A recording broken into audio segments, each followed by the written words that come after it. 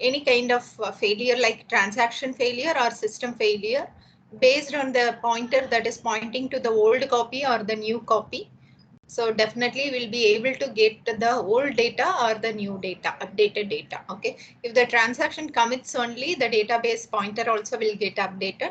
So in case if transaction fails, the old consistent copy will be pointed out by the DB pointer and it can be used. And the old copy, that is the shadow copy, can be deleted. So this is the way in which we can implement the atomicity and durability. So that also we have seen. So now we go for concurrent executions. Okay. So for what we have dealt is about the single transaction. And so if it is a fund transfer means what are all the instructions that are needed and how it is, why it is, it needs to be considered, okay, as a single logical unit of work. Okay. So that only we have seen. Now, so if we are going for the execution, okay, execution of these transactions today, we are having very fast processes and all those things and parallel processing. So for that we go for concurrent executions, right? So in order to reduce the time, okay, and also to increase the throughput, okay, so for these cases only we go for concurrent execution of transaction. So here we allow multiple transactions to run concurrently in the system so that we can achieve increased processor or disk utilization. That means so we know there are CPU and IO activity. So whenever IO activity corresponding transaction is doing, then definitely we can perform another transaction. Okay, another transaction to perform in the CPU side. Okay, CPU activity, so that we can increase the number of transactions that are executed at a particular instant of time. Okay, so for that if we do so, then we definitely increase the processor and as well the disk utilization. Also, it will increase the transaction throughput. Transaction throughput in the sense number of transactions that are executed per second. So that we can increase. And another advantage we have with respect to the concurrent execution is the average response time will be executed. Okay, so normally if a short transaction is waiting for a very long transaction to complete, okay, so say for example very long transaction, it took some 100 seconds to execute, and very short transaction it took only 1 millisecond to execute. So if only one transaction can be executed at a particular time, okay, the short transaction needs to wait for a very long time to complete a very long time for the long transaction. So that is what we go for concurrent execution. But the thing is, if we go for concurrent execution of transaction, it should not affect the consistency of the database.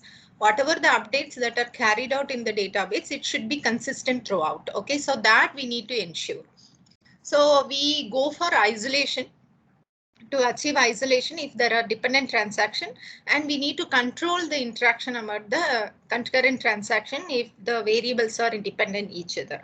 So that is what we are going to do right now. And now, okay, so the important thing that is the schedule. So here, if it is a single transaction, the group of instructions, okay, the set of instructions that form the logical unit of work, okay, that is called a transaction. Here, schedules are nothing but it is the order in which chronological order, okay, we can say chronological order in which the instructions of concurrent transactions are executed. So if we are going to execute multiple transactions at a time, so here in such cases, what order it is executed? Okay, so what chronological order the instructions of the particular transactions are executed. So this is called as the schedule.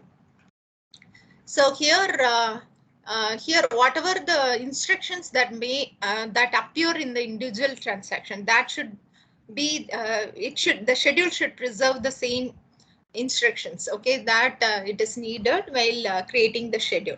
So this is an example of schedule, there are two transactions.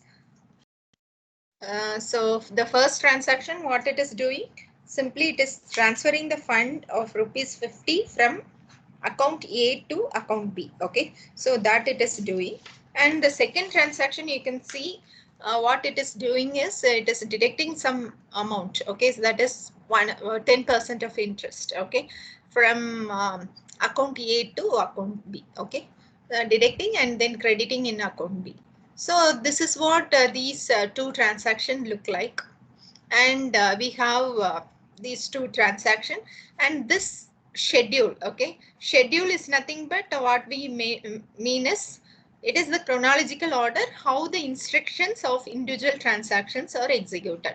Here you can see all the instructions of transaction T1 are executed first and then the instructions of the next transaction, that is T2, is executed. So this is called as serial schedule. Okay, this is called as serial schedule because once the first transaction T1 has completed its operation, the next transaction starts execution. Okay, so that is what it is called as serial schedule.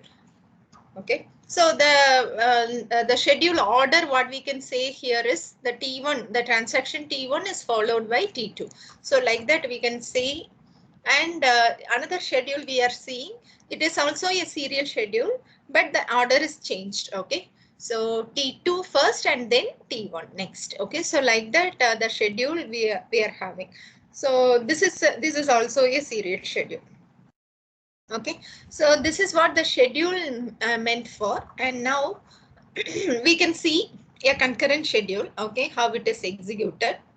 So here we have these two transactions T1 and T2, and this is not a serial schedule because what we can say that why we are saying that it is not a serial schedule is, first of all, the sum of the instructions, okay, of the transaction T1 gets executed. Okay, and then we have a context switch, okay, to the next transaction to execute some of the instructions of the next transaction. And again, we come back to transaction T1 to execute rest of the instructions. Again, we come back to transaction T2 for just executing the remaining set of instructions. Okay, so this is an example schedule, okay, which is a concurrent schedule. Okay, so at a stretch, we are not executing all the instruction of a certain transaction at a time, but we are making out the context switch. Okay, so because say if it involves some CPU or IO activity, normally we follow this procedure, so it will increase the throughput and all those things. For such kind of things, we just have a context switch for some other transaction. So this is a concurrent schedule. Okay, but the thing is, okay, whenever we go for serial schedule, obviously, definitely, we will be ensuring the consistent nature of the database. Okay, we don't bother about the consistency of the database if we execute the instruction serially. But if we go for concurrent transaction, we need to ensure the consistent nature of the database. Whether after execution also, after performing any kind of updation also, if the database is consistent or not. Okay, so that we need to check.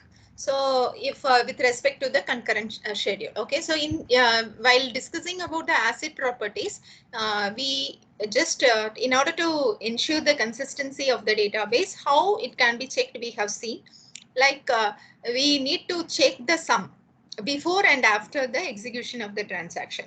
If the sum is preserved, then we'll be able to tell that obviously while executing concurrently these transaction, it will just does not affect the consistent nature of the database. Okay, so now with respect to this example schedule, okay, so let me give some values for this schedule and then we can say check whether the order is preserved or not. Okay, so here in this serial schedule, let the values of A is 2000 and the value of B is equal to 1000. Okay,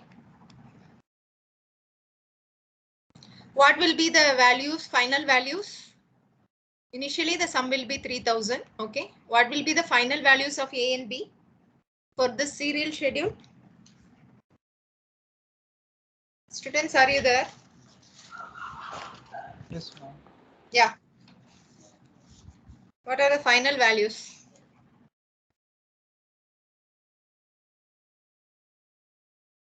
For A it will be 1750. Okay, A it is 1750 and B it is Yeah, 1250. 1250. Okay, so whether the sum is preserved? Yes. Yeah. So before and after the execution, since it is a serial schedule, obviously it will preserve. Okay, no need to bother about that. Okay. So now, so with respect to this concurrent schedule, whether the order is preserved, sorry, whether the sum is preserved.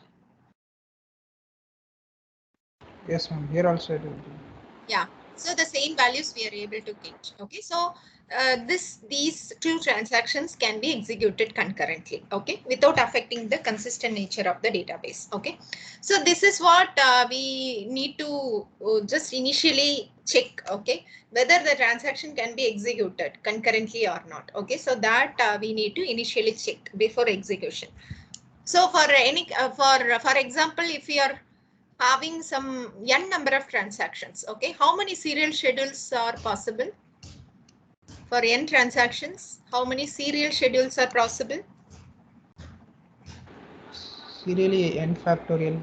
Yeah, so n factorial serial schedules are possible. Okay, for any kind of if the number of transaction is n factorial serial schedules are possible. Now, yeah, so not all the concurrent execution of the a transaction will lead to consistent database. Okay, rather it may create non-consistent database also. Okay, let me consider another example. So here for this example, so just tell me whether the sum is preserved or not. Okay, before that, okay, I need to tell you something. So that will be anyhow dealt in the recovery management, recovery system. Before that, I need to tell you.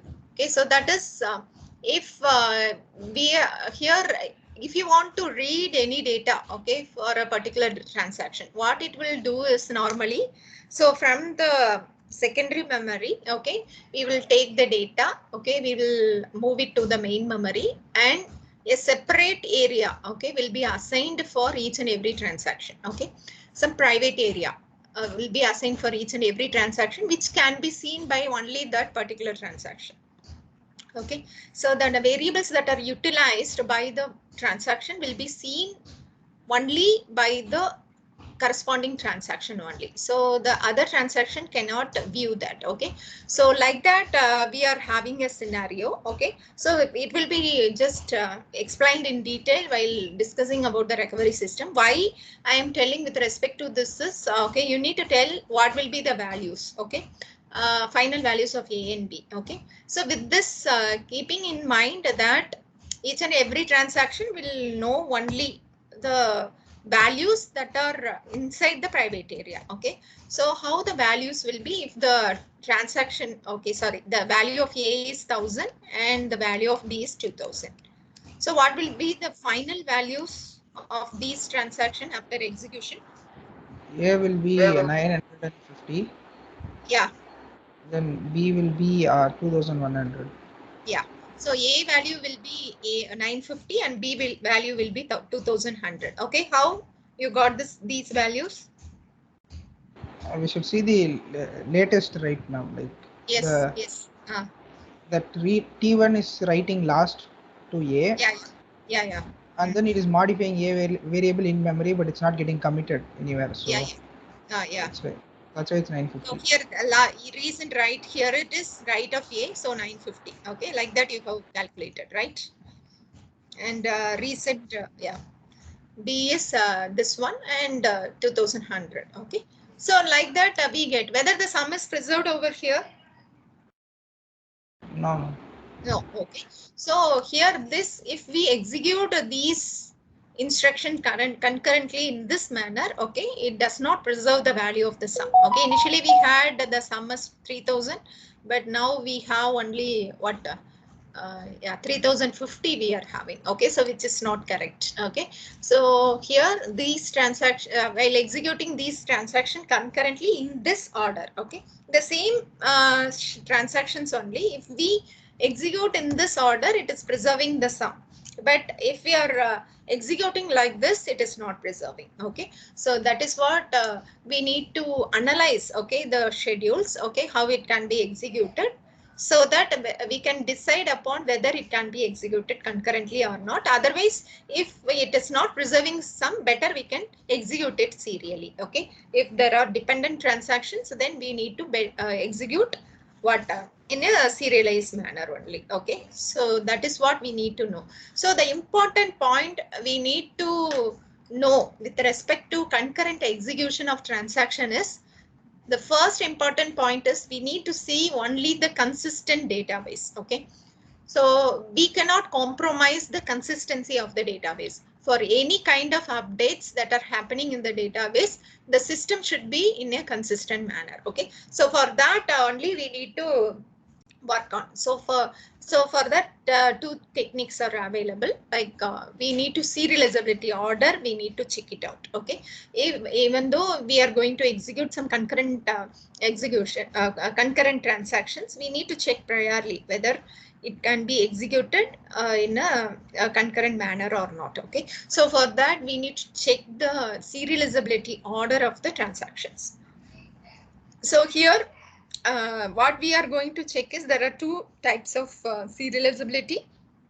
Schedule equivalence. Okay, we are having, that is conflict serializability and view serializability. Okay, so here we ignore the operations of like whether it is transferring or deducting the amount or something.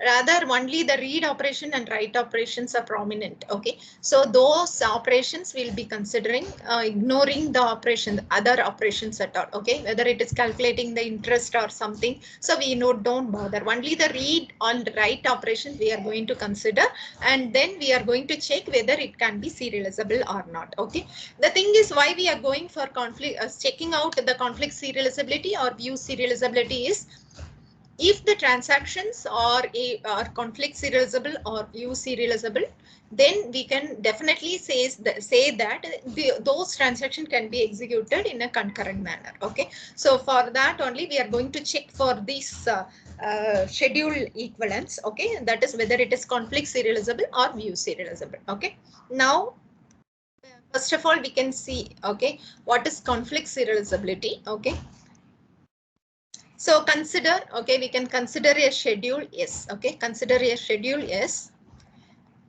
in which we have two consecutive instructions. Okay, we have two consecutive instruction I, and IJ. Okay, and these instructions, okay, are from transactions TI and TJ respectively. Okay, we are having two consecutive instructions in a schedule, but those instructions are from different transactions. Okay, TI and TJ.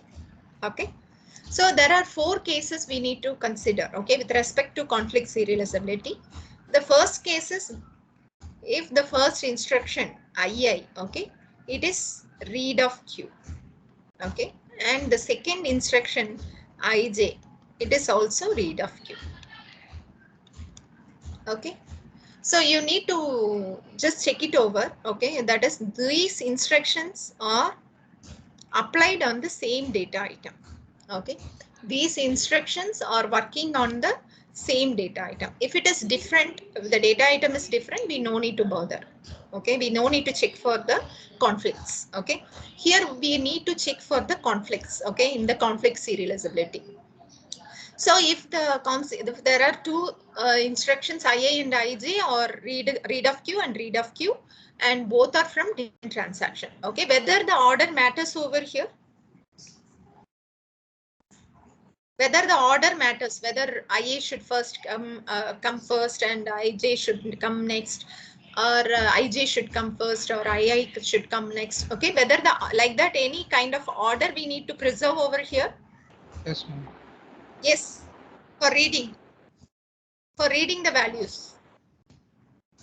Just for reading means not necessary, but Yeah. if we So got a modification, it is for reading only, I am telling.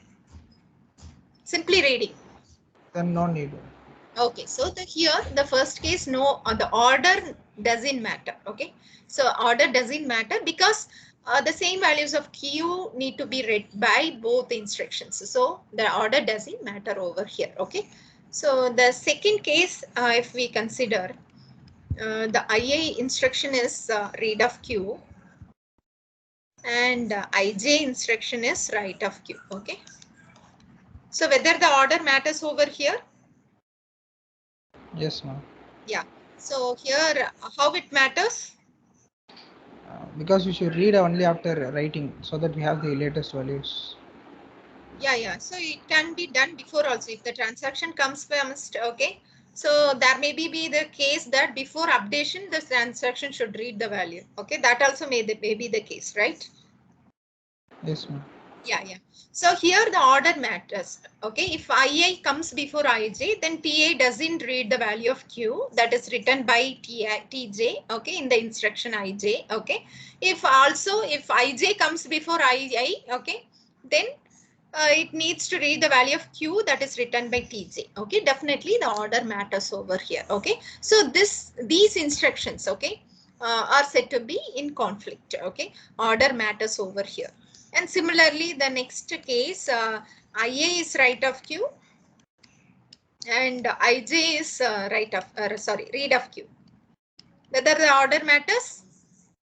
Yes, ma'am. Yeah, the order matters. Okay. So in which order we need to, whether after updation we need to read the value or before updation we need to read the value. So definitely the order matters. Okay. So, and final case, IA is right of Q and IJ is right of Q. Whether the order matters? Yes. Yeah, how it is affecting? Because two different instructions might have different types of modifications, so we need to decide which one we want to save finally. So which how it is affecting? So simply it is updating some value, right? Okay, it does not affect the transaction, right? It does not affect the transaction. Simply the both instructions are updating some value. So which one will get affected? The consistency will be affected, no, ma'am. Ma'am, if there is any modification in between and then updated means like it will affect, ma'am, or else order doesn't matter, ma'am. Okay, so here, okay, if what you are telling is, okay, if there is any, so I didn't get you properly. Please repeat. Ma'am, like they're writing Q, ma'am, and like Yeah. they're making some changes again, writing Q, ma'am. But based on the first Q, if the second Q is dependent means then it will be like order matters, ma'am, or else like order doesn't matter. Otherwise, order doesn't matter. Okay, definitely the order matters over here. Okay, but it is not with respect to the updation. Okay, so for the next read, okay, which transaction is going to read the corresponding value? In that case only it will get affected. Okay, right? Who is going to read the value? Right, whether the first instruction updation need to be read by the other transaction, or okay, the updation that is carried out by the IJ instruction, okay, is to be read by the other transaction. Here only the order matters, right? Right, are you able to get me? Yes, ma'am. Yeah. What if there is another instruction after writing in the same transaction? What if the next instruction is read? That means it will affect the transaction, ma'am. What? Like we are considering IJ, IA and all, ma'am. Like if the next transaction is read, that means it will affect the transaction, right? So yeah, that is what I'm telling. Okay, so these are consecutive instructions only. Both are right. Both are right. It does not affect the transaction. Okay, but whatever the next transaction, okay, further it is coming, okay, it is going to read the particular value that will be getting affected, right? In this transaction is like a collection of instructions only, no, ma'am. Yeah, collection so of instructions. What if the next instruction is read for this one transaction only? What if the next instruction of the transaction is read? That case this will affect, no, ma'am. This is the same transaction, but the next instruction is read. Same transaction only. Yeah. means you are telling then that will come under this case. Okay, here the thing is, okay, what I am telling is, since they are consecutive instructions, okay, consecutive instruction, the other transaction or the same transaction which is going to read the particular value will get affected. Yeah, so that is what you are telling, right? Yes, ma'am. So Okay, yeah. this will affect the transaction or not in the end? So that means you are asking that whether it will affect the same transaction or not. Okay, Yes. whatever the transaction it is going to read, so that will get affected. Yes. Okay. Yes. Yeah, so that is what. Okay, fine. So the so here the conflicts occur in which cases and all? So in Second and which, yeah, 2, 3 and 4. Okay, so for these 4 cases we should be very careful. Okay, so for the first case there is no conflict at all, and for the remaining cases, okay, we are having some conflict, and whenever we have such kind of instruction we should be very careful, and we need to determine, okay, whether it can be serializable or not. Okay, if it is serializable, then obviously it can be executed in a concurrent manner. That only we are going to conclude. Okay, so right now, okay, so these are all these 3 cases are said to be conflicting instructions. Okay, and first one is non-conflicting instruction, so that we can leave. So other cases we need to consider. So now yeah, so the same thing only, it is just done over here. Now with respect to conflict serializability, okay, yeah. Okay. I can add one.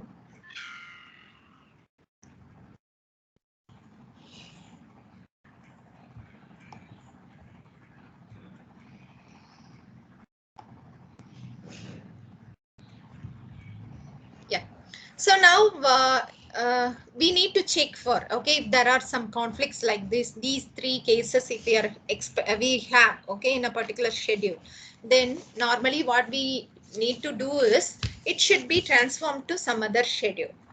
Okay, we are going to check whether it is conflict serializable schedule or not. Why we go for is, if it is conflict serializable, it can be executed in a concurrent manner. Okay, so that is what we are going to just check it over by means of these conflicting instructions. Okay, so now we can define, okay, what is conflict equivalent and what is conflict serializable schedule. Then only we'll be able to solve these kind of problems. So here, if a schedule S that can be transformed into a schedule S dash by a series of swaps of non-conflicting instructions, we say that both are conflict equivalent. Okay.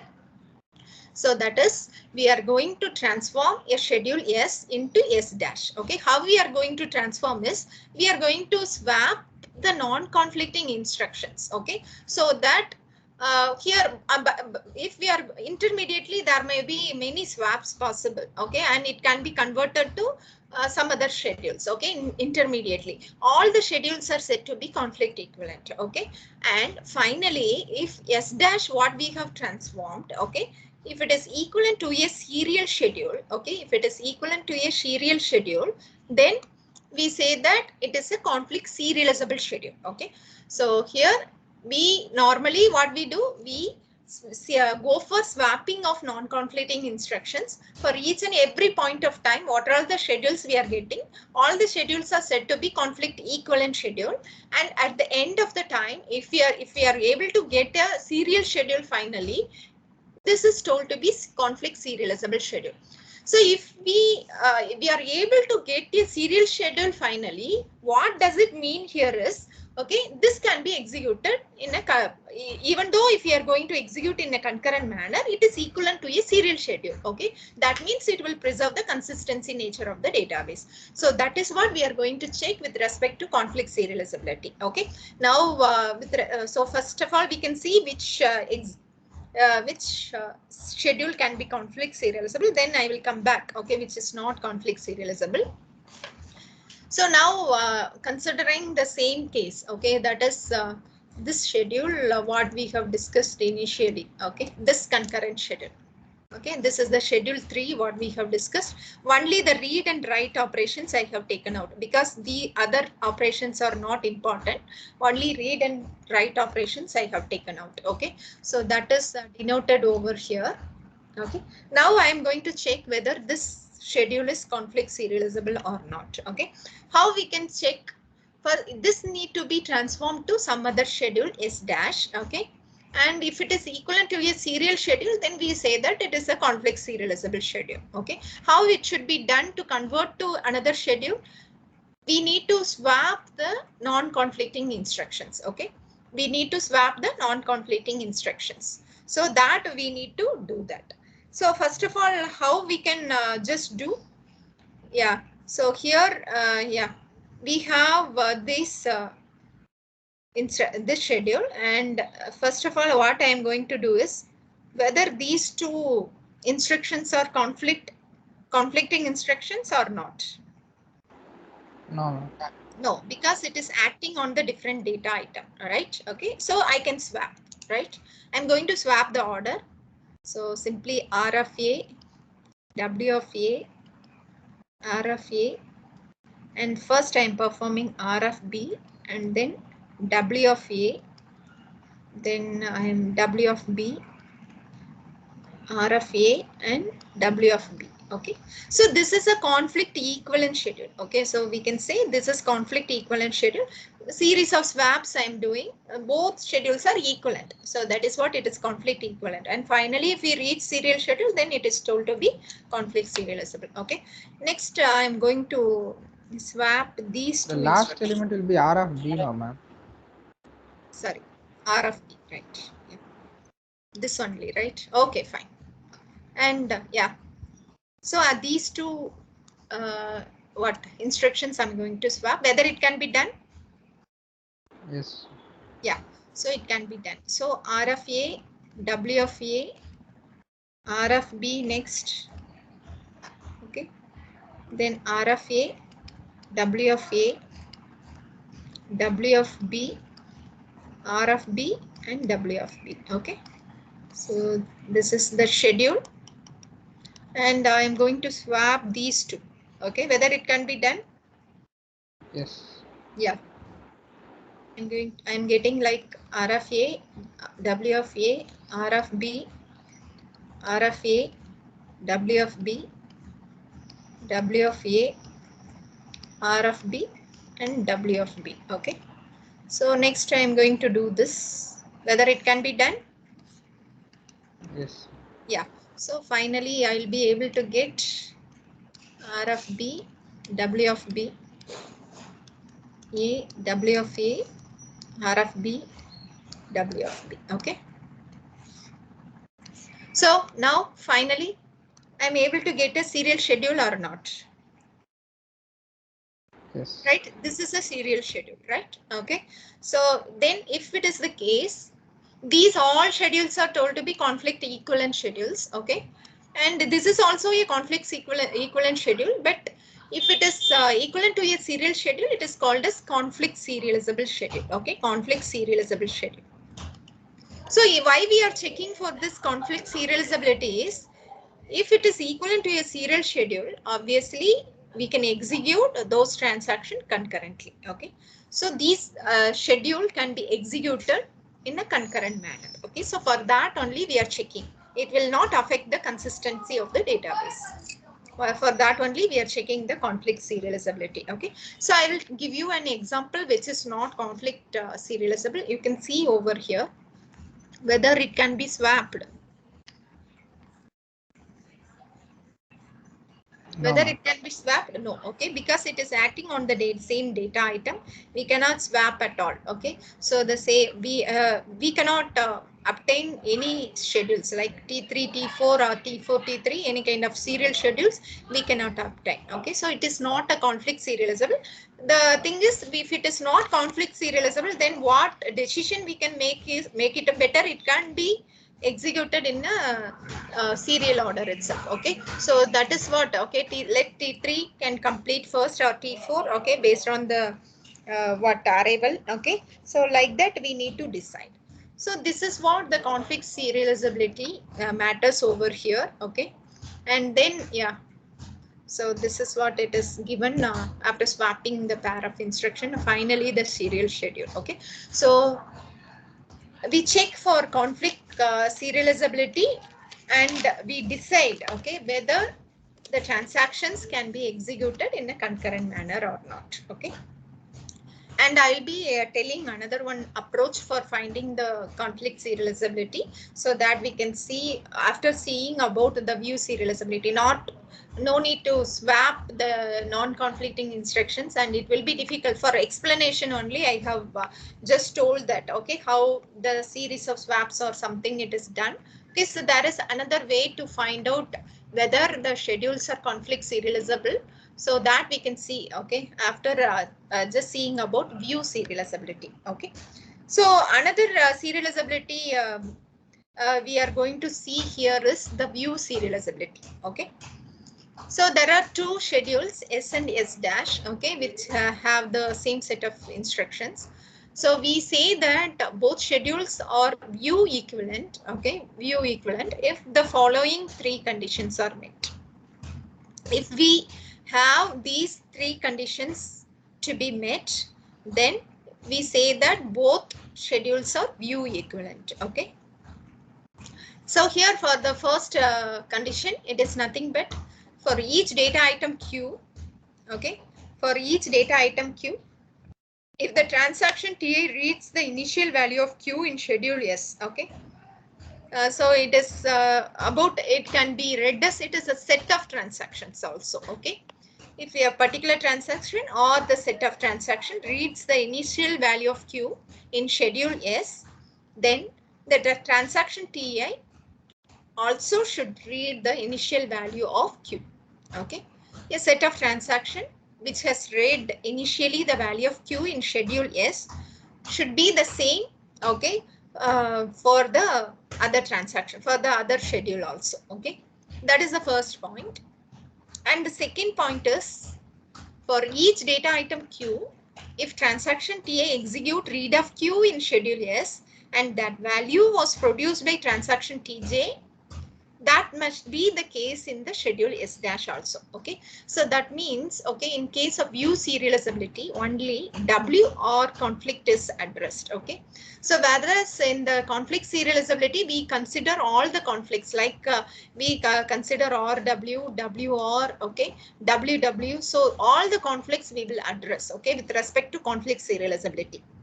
But in case of view serializability, so here we are considering only the WR conflict. That is, here if some transactions, okay, read the data item that was produced by another transaction, so the same should be the case in the other schedule, that is the view equivalent schedule also. Okay, so that only we are checking. So, and the third case is, for each data item Q, the transaction that performed the final write operation, okay, should also write in the other schedule also. Okay, so if it is the other schedule what we are comparing, if it is a serial schedule, then we say that those schedules are view serializable. Okay, otherwise it is not.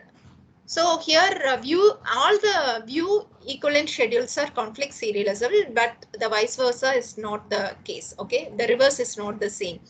All the conflict serializable schedules are view serializable, but all the view serializable schedules are not conflict serializable. Okay, all conflict serializable schedules are view serializable, and all the view serializable schedules are not conflict serializable, because you can see over here only one conflict we are going to address. The other rest of the conflicts, all the conflicts are well addressed by the conflict serializability. Okay, so this is what the view serializability says. Let me consider one example so that you will be able to get a better idea. So now I'm having these three transactions, okay, in a particular schedule.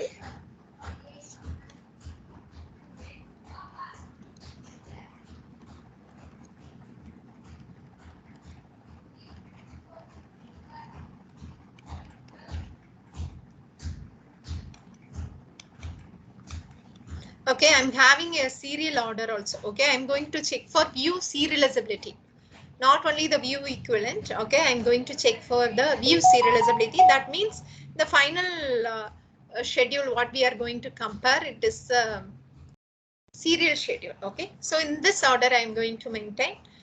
So R of x, so T3 is R of x, W of x, and this is also R of x, W of x. Okay, just tell me whether three conditions are met or not. First condition.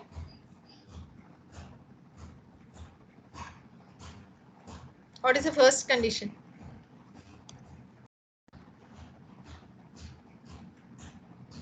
Students? Yes, ma'am. Yeah. What is the first condition?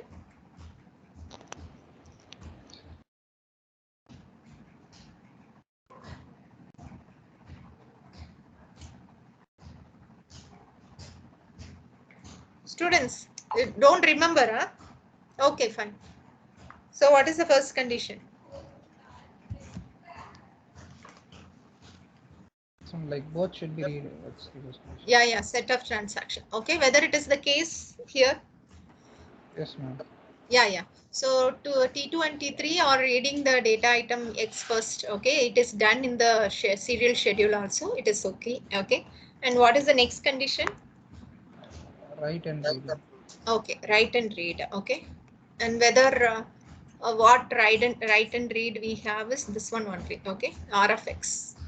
Whether it is done in the same in the serial schedule also. Here write is made by transaction T3 and read is made by transaction T1. Okay, here also write is made by transaction T3 and the next read is made by transaction T1. Okay, right?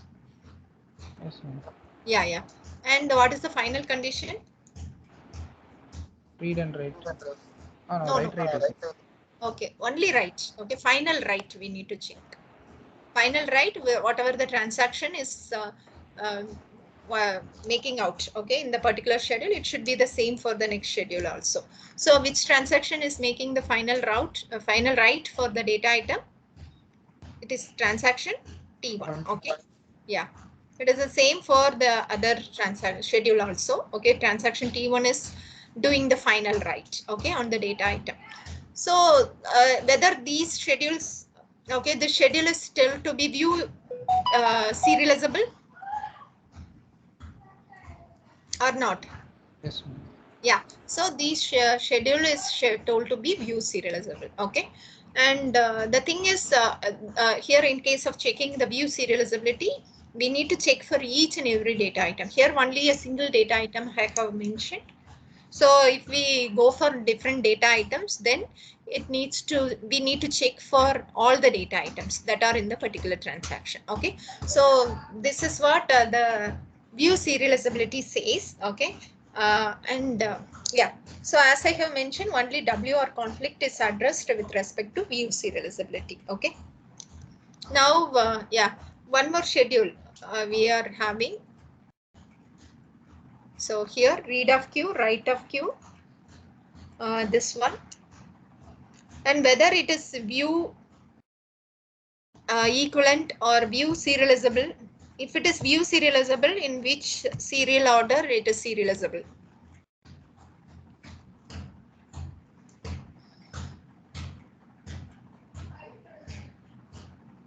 Students, whether this is view serializable? If it is view serializable, just tell me in which order it is serializable.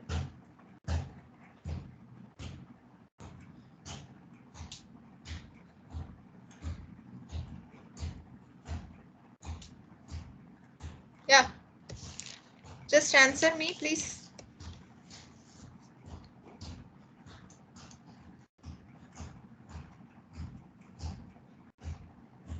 Students, yeah, if it is, whether it is view serializable first of all.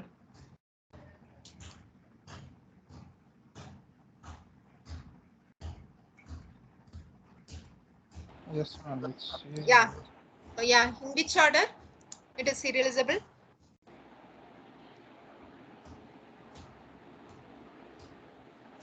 Which order?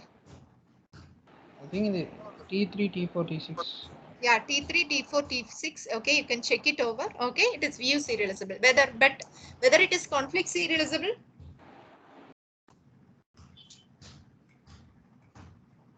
No, because we cannot switch them. Yeah, yeah. Swap. Yeah, we cannot swap right and right of T3 and T4. Okay, right. So it is not conflict serializable. So here all the view serializable schedules, okay, are not conflict serializable. Okay, we may have view serializable schedules that are not conflict serializable. So it is a superset. Conflict serializability is the superset which consider all the conflicts. Okay, here why it is not coming here is the here you can see in some of the transaction only write of queue is there. Okay, so these no read operation or any kind of operation, only simply it is updating the data item. Such kind of writes are called as blind writes. Okay, such kind of writes are called as blind writes. And yeah, so this affect the system normally. Okay, for any kind of serializability. So these all about the serializability. Okay, here also one another schedule. Okay, I have given. Okay, this is the final thing. Okay, and here T1 and T5. Okay, whether this is conflicts equivalent or view equivalent or conflict serializable or view serializable, you can check it over whether it is conflict serializable.